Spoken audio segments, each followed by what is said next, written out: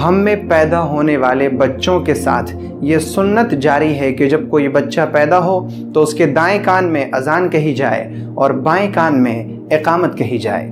کیا آپ نے کبھی سوچا کہ پیدا ہونے والے بچے کے کان میں اذان کیوں کہی جاتی ہے اور اس کے بائیں کان میں تکبیر کیوں کہی جاتی ہے؟ اور جب اذان اور اقامت کہہ دی جاتی ہے تو پھر نماز کہاں پڑھی جاتی ہے؟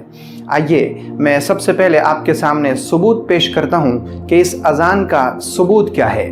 تو مروی ہے کہ جب حضرت حسن رضی اللہ تعالی عنہ پیدا ہوئے تو نبی اکرم صلی اللہ علیہ وآلہ وسلم تشریف لے گئے اور آپ نے جا کر حضرت حسن کے دائیں کان میں اذان کہی اور بائیں کان میں اقامت کہی۔ یہ تو ہوا ثبوت کہ جب کوئی بچہ پیدا ہو تو اس کے دائیں کان میں اذان کہی جائے اور بائیں کان میں اقامت کہی جائے۔ لیکن سوال یہ ہے کہ بچے کے کان میں اذان اور اقامت کیوں کہی جاتی ہے؟ تو میرے بھائی اور میری بہن، حدیث پاک کے شارحین، حدیث پاک کی شرح لکھنے والے کہتے ہیں کہ جب کوئی بچہ اس دنیا میں پیدا ہوتا ہے تو پیدا ہوتے ہی شیطان اس پر حملہ کرتا ہے، شیطان اس کو دبوچنے کی کوشش کرتا ہے، شیطان اس کو قبضہ کرنے کی کوشش کرتا ہے۔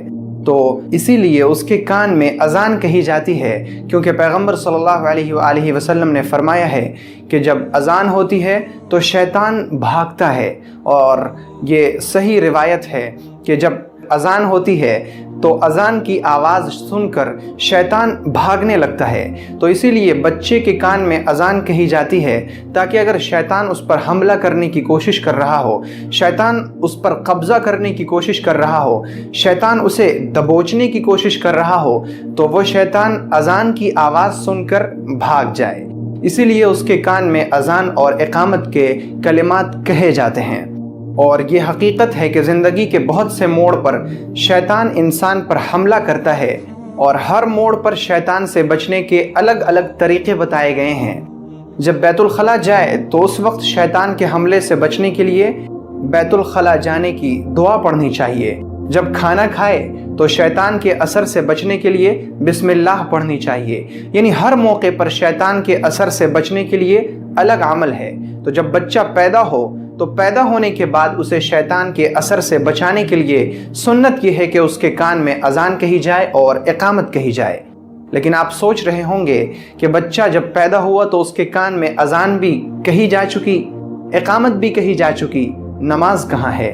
جی میرے بھائی اور میری بہن، اذان اور اقامت کی ایک حکمت تو یہ ہے کہ شیطان بھاگ جائے، اور دوسری حکمت یہ ہے کہ اس بچے کو ایک طرح سے یہ بتایا جاتا ہے کہ تمہاری اذان اور تمہاری اقامت ہو چکی، اب جو تم اس دنیا میں آئے ہو تو تمہاری صرف نماز باقی ہے، اور وہ نماز قبرستان کے میدان میں ہوگی۔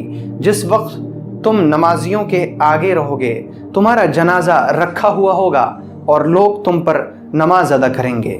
اذان اور اقامت تو پیدا ہوتے ہی کہہ دی جاتی ہے، اور نماز موت تک کے لیے مؤخر کر دی جاتی ہے کہ جب بندہ مرے گا تب اس کی نماز کھڑی کی جائے گی، تب اس کی نماز ادا کی جائے گی۔